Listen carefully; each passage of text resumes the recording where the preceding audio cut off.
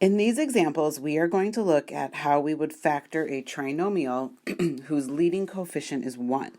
So again, what I just said is very important. In all of these examples, the a value is 1. That means the coefficient of the x squared term is just positive 1.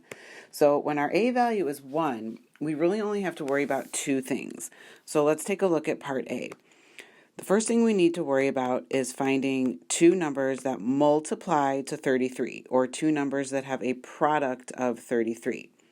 The second thing we need to consider is that those two numbers we choose also have to have a sum of negative 14. So we need two numbers that multiply to 33 and that also add up to negative 14. So it's always easier to start with the factors of 33 because those are the numbers that will multiply to 33. So I like to make a little chart. So the numbers that will multiply to 33 are 1 and 33, or 3 and 11. So these are my only choices. So it's pretty clear that my choices are going to be 3 and 11 because I want numbers that will add up to negative 14. Now I just have to worry about the sign, meaning are they positive or negative? So if I want them to multiply to a positive 33, both of the numbers have to be negative because negative 3 times negative 11 gives me positive 33. But then when I add negative 3 times negative 11, I get the negative 14 in the middle that I want. Now, for this example, I'm going to show you how to use the grouping, the factor by grouping that we learned in a previous example because some people like it that way, and then I'll show you other methods where you don't have to use the grouping. But here's what I mean by using grouping. So we're going to break up the middle term, negative 14x. So instead of writing this as a trinomial, I'm actually going to write it with 4 terms. So this becomes x squared minus 3x minus 11x plus 33. So I'm using the negative 3 and the negative 11 to break up the negative 14. My expression is still equivalent. If I were to combine the like terms, I'd get back to negative 14. But now this allows me to do factor by grouping, where I can split my 4 terms down the middle. So my first two terms, the x squared minus 3x, I see that there's a GCF of x. If I factor out the x, it leaves behind an x minus 3. In my second two terms, it starts with negative 11x. So I'm going to use a GCF of negative 11.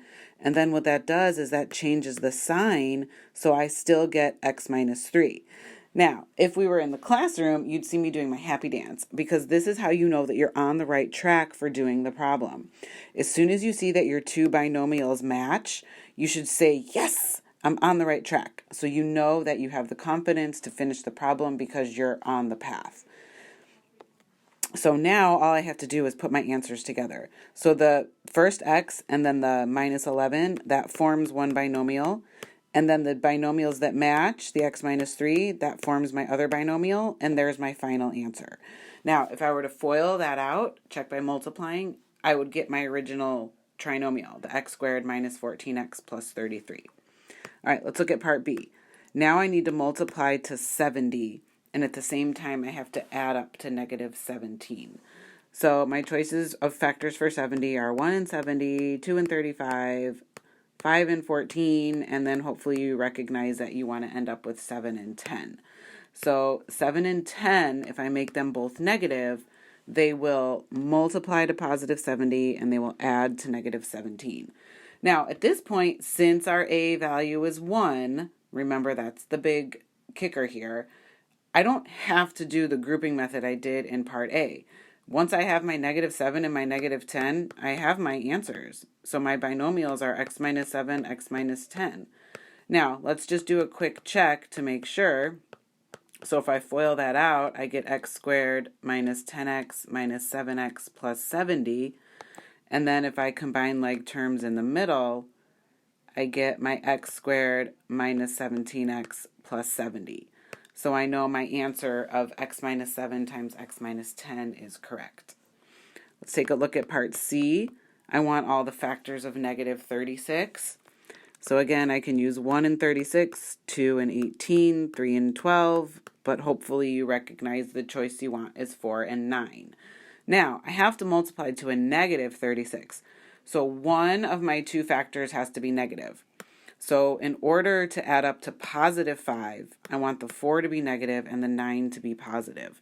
I'm going to do the grouping method on this one for those of us that prefer the grouping method. So I'm going to break up the plus 5x in the middle, making 4 terms. So this becomes x squared minus 4x plus 9x minus 36. Now I can do grouping where I split my 4 terms down the middle. The first part is x squared minus 4x. The GCF is x, and that leaves behind an x minus 4. In the second part, the GCF is positive 9, and that also leaves behind an x minus 4. So again, this is where you do your happy dance. Your binomials match. Yay, you know you're on the right track. So now we just take the x plus 9 and make one binomial, and then the x minus 4 makes the other, and there's our answer. Let's look at part D.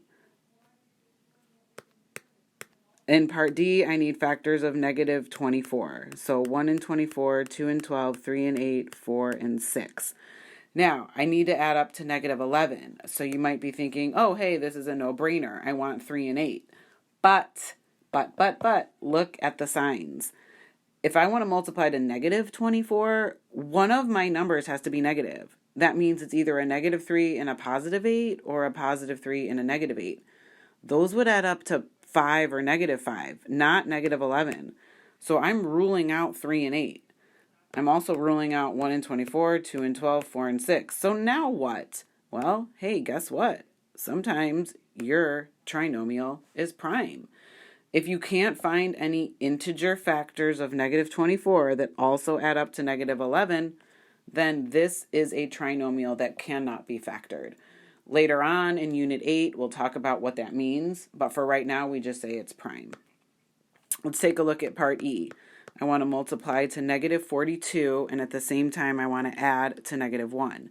Now, I could go through the whole list of factors of negative 42, but I'm hoping by now you realize you want to use 6 and 7.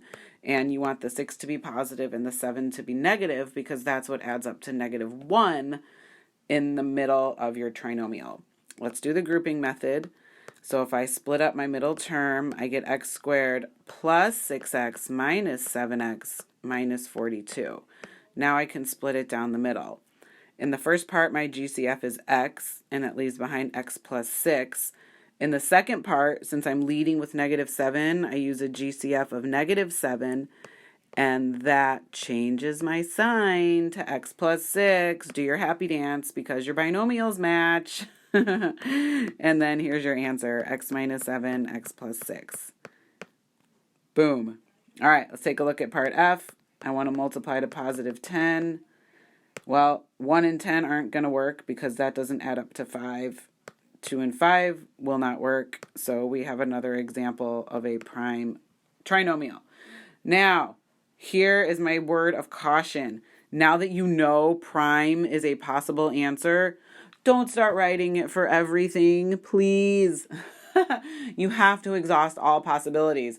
Otherwise, I'll give you a worksheet with 10 problems to factor, and you'll tell me 9 of them are prime. No, I'm just kidding. Maybe not. But don't be so quick to assume something's prime if you can't get it on your first try.